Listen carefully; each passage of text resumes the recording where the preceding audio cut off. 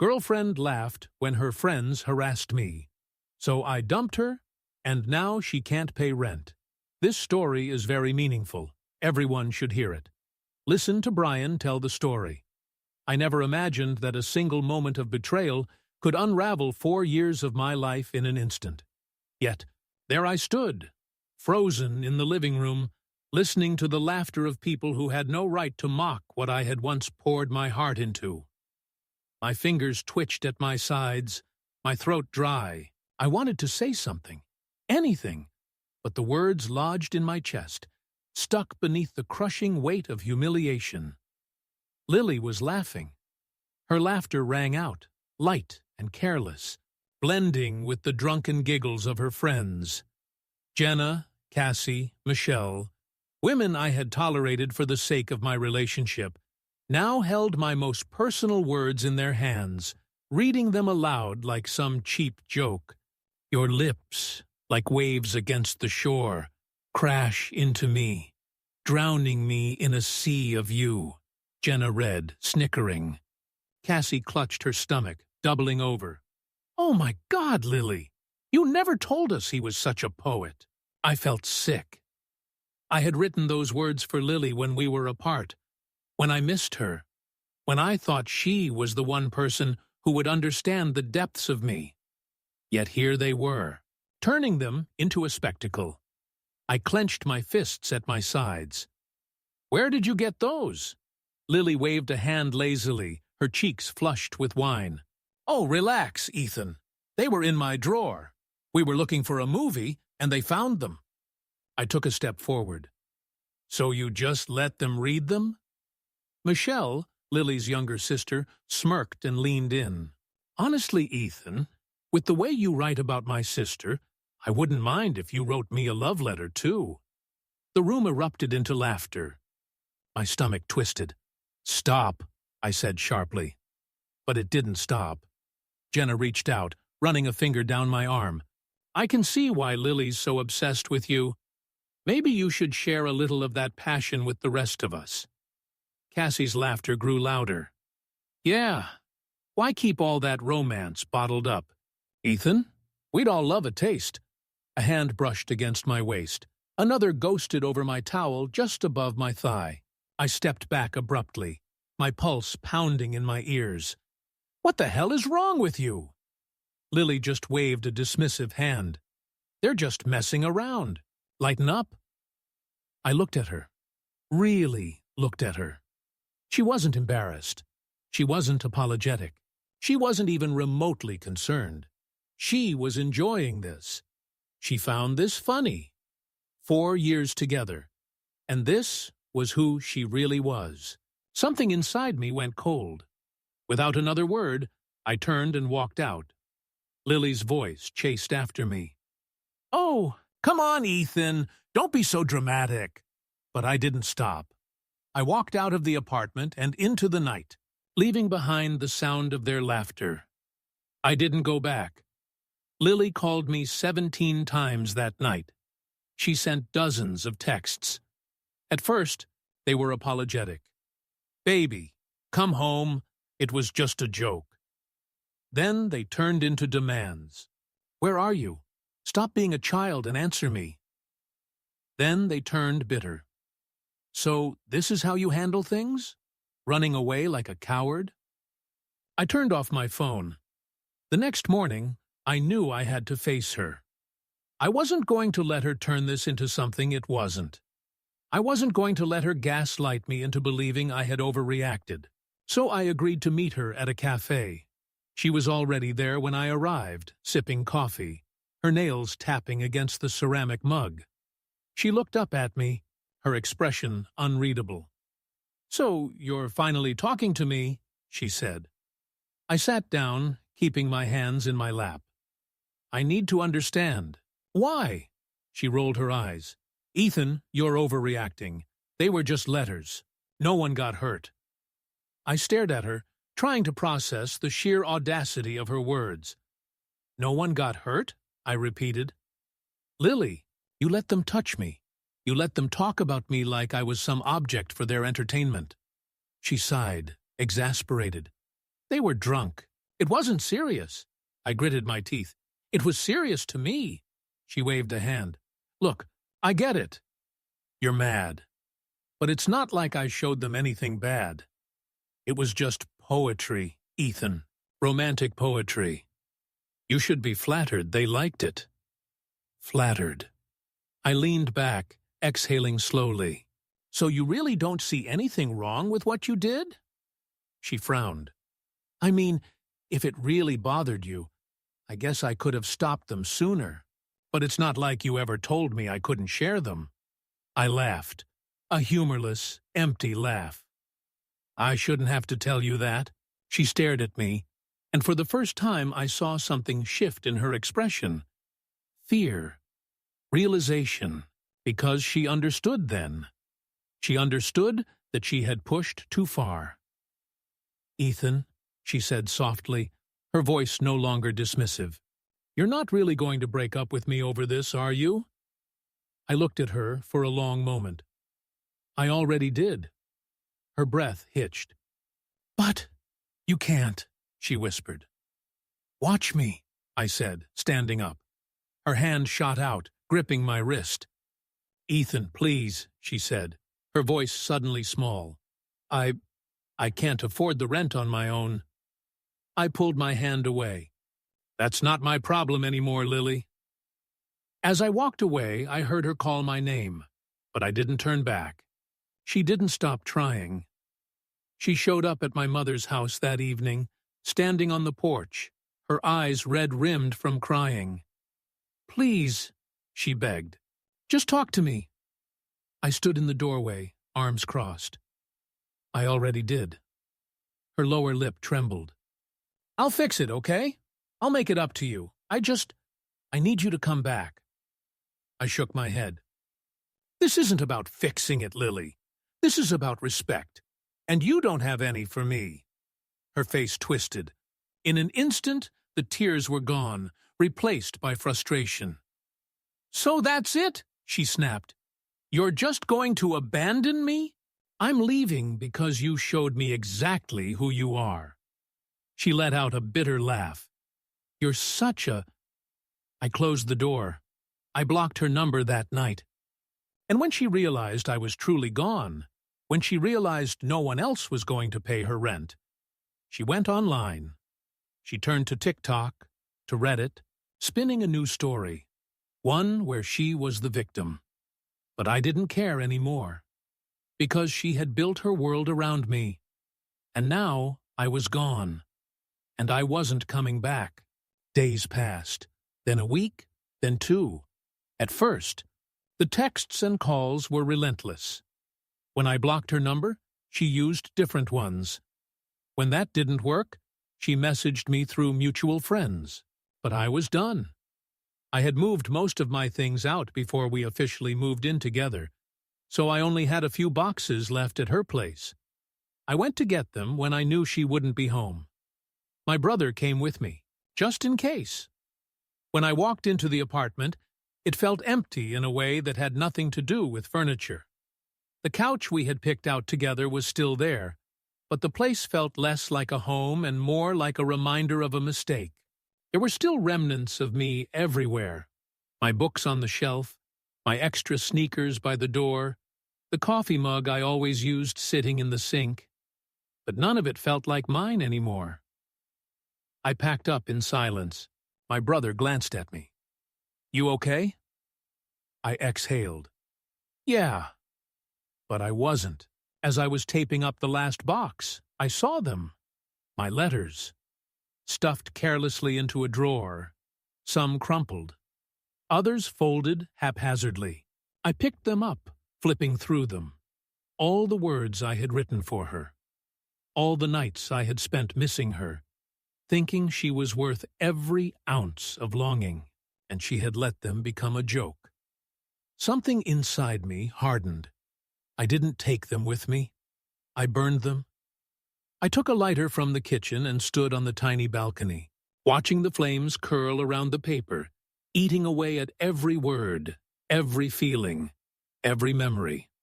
I thought it would hurt, but as the last ember faded, I felt nothing but relief. A few days later, I found out she had gone public. Not just talking to friends. She had posted about it online, on TikTok, on Reddit, anywhere she could get an audience. She painted me as the villain. According to her, I was controlling. I was overreacting.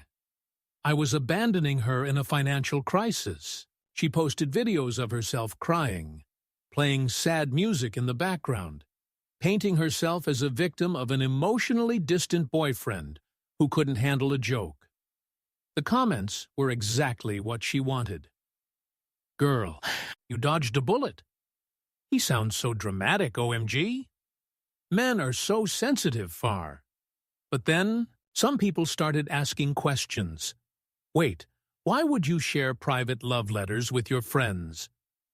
You let your friends touch him while laughing? That's kind of messed up. Then someone else said, if the roles were reversed, you'd all be calling him a predator. Suddenly, the sympathy started to wane. More people began calling her out. She deleted the video, but the damage was done. I thought that was the end of it. Then I got a message from my sister. "Ethan, we need to talk." I called her immediately. "What's wrong?" I asked. She was quiet for a moment. Then, she posted about me. My stomach dropped. "What?" "In those letters," my sister said, voice tight. "You wrote about me, about my past. And she talked about it online." I felt a cold rage crawl up my spine. "I'm sorry," I said, voice barely above a whisper. She exhaled sharply. I need space, okay?" "I understand." And I did. Because I had betrayed her. Too. Not intentionally. Not maliciously. But I had trusted the wrong person with my words. And now, my sister, someone who had nothing to do with this, was paying the price. Lily had dragged her into this for sympathy. I saw red. I went to the apartment one last time, not to see her, just to make sure she understood that I was done. When I arrived, she was waiting. Her eyes were puffy, her hair a mess. She looked tired, almost desperate. She reached for my hand the second she saw me. "Ethan, please." I stepped back. "Don't touch me." Her lip trembled. I made a mistake." I scoffed. "Which one?" She winced. I shook my head. "You think this is about the letters?" Her brow furrowed. "Isn't it?" I exhaled sharply. "You shared my personal thoughts. You let your friends treat me like a toy. And when I walked away, you tried to turn the entire internet against me." She bit her lip. "I was upset. And you dragged my sister into it?" Her mouth opened, but no words came out. That was it. That was all I needed to see. "I don't care how sorry you are," I said. "I don't care what excuses you make. We're done, Lily. We've been done." She inhaled shakily. "Please," she whispered. "You know I can't afford the rent alone." I stared at her. "Not my problem." Her expression crumbled. I walked away. She didn't chase me this time. Weeks passed. She tried, now and then, to reach out through other people. But I ignored her. Eventually, I heard she had to move back in with her parents. Her TikTok account disappeared. Mutual friends stopped bringing her up. She faded from my life. And I moved on. But I never wrote another love letter again. Time passed. Not quickly. Not painlessly, but steadily. I moved forward because I had to, not because I wanted to. The weight of what happened still clung to me in quiet moments. When I woke up in the middle of the night, when I saw a couple laughing together at a cafe, when I passed by a bookstore and thought, for a split second, about writing something for someone again. But I never did. I wasn't the same person anymore. Lily's betrayal had changed me. At first, I didn't even recognize how much. My mother noticed before I did. You barely talk about anything personal anymore, Ethan, she said one evening over dinner. Even when you were younger, you always had something to say about what was on your mind. I shrugged. There's not much to talk about. She frowned. There's always something to talk about. You're just choosing not to share. I didn't have a response to that. Because she was right. I saw Lily one last time. It wasn't planned. It wasn't dramatic. It was just coincidence. I was walking through the grocery store, picking up a few things for my apartment. My new apartment, my own space, one I didn't share with anyone. It was quiet, peaceful. For the first time in a long time, I felt like my life was my own again. Then I turned a corner, and there she was. She was standing near the frozen foods, staring blankly at a row of frozen meals. She looked different. Thinner? Maybe. Her hair wasn't as neatly styled as it used to be. Her clothes looked a little more worn, as if she hadn't been able to replace them in a while. She saw me. I saw her. For a moment, neither of us moved. Then she swallowed, squared her shoulders, and walked up to me. "Hi, Ethan," she said, voice hesitant. I nodded. "Lily." Silence. Her fingers fidgeted at the hem of her sweater. "You look good." "Thanks." She exhaled. I heard you moved." I nodded again. "Yeah." Another silence. She bit her lip. I wanted to say I'm sorry." I studied her. Her eyes were tired. There was no malice in her expression. No self-righteousness. Just regret. "I know I can't undo what I did," she continued, voice soft. "But I was awful to you. I took you for granted. And I'm sorry." The thing was, I believed her, but it didn't change anything. "Thank you for saying that," I said. Her shoulders slumped. She knew there was no fixing this. "Take care, Ethan," she murmured. "You too." And that was it. No dramatics, no grand gestures, just an ending. A real one, this time. In time, I started writing again. Not letters, not poetry, but thoughts, stories, things that belonged to me and me alone. It was slow at first, awkward. But one day, I wrote something that made me smile. And that was when I knew. I had finally let her go. And more importantly, I had found myself again. I thought that would be the last time I ever saw her. But fate had a cruel sense of humor. Months passed. I had moved on, not just physically, but mentally. I was healing in ways I didn't think were possible. The weight on my chest had lessened, and though some scars remained, they no longer defined me. Then one night, a mutual friend sent me a link. At first, I ignored it. I didn't need to see whatever Lily was doing with her life. But curiosity won, and I clicked. It was a live stream. The moment the video loaded, I saw her. Eyes red, face pale, voice shaking. She was talking to her audience, the same people who once defended her, the same followers who had supported her twisted version of the truth, but they weren't on her side anymore. "I don't understand," she muttered, glancing at the scrolling comments. Her voice cracked. "Why does everyone keep bringing this up? It was months ago." The chat wasn't kind. "You did him dirty. Just take the L." "Nah, girl. You're only sorry 'cause you got caught." "Remember when you let your friends sexually harass your ex and laughed about it?" "Yeah, we do too." The more she tried to defend herself, the worse it got. She looked desperate, humiliated. I should have felt satisfied. I should have felt justice had been served. But all I felt was pity. Because this was her life now, clinging to the scraps of an audience that no longer respected her, fighting to maintain an image that had already crumbled. She had once laughed at my pain. Now, she was drowning in her own. I closed the stream. I didn't need to see any more. I had already won. Not in the way she had lost, publicly, miserably, but in my own way. I had moved forward. I had built a life that wasn't tied to her. I had found peace.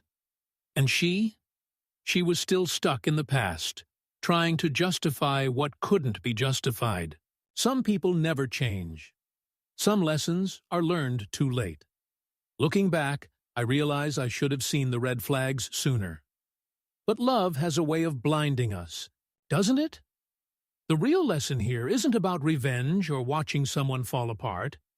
It's about knowing your worth, respecting yourself enough to walk away when someone shows you who they really are.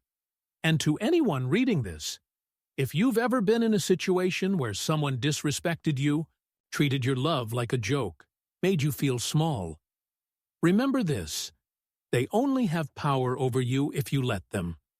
Walk away. Heal. And when they finally realize what they lost, when they finally feel the weight of their mistakes, you won't even be watching. You'll be too busy living. What would you have done in my situation? Let me know in the comments. I'd love to hear your thoughts.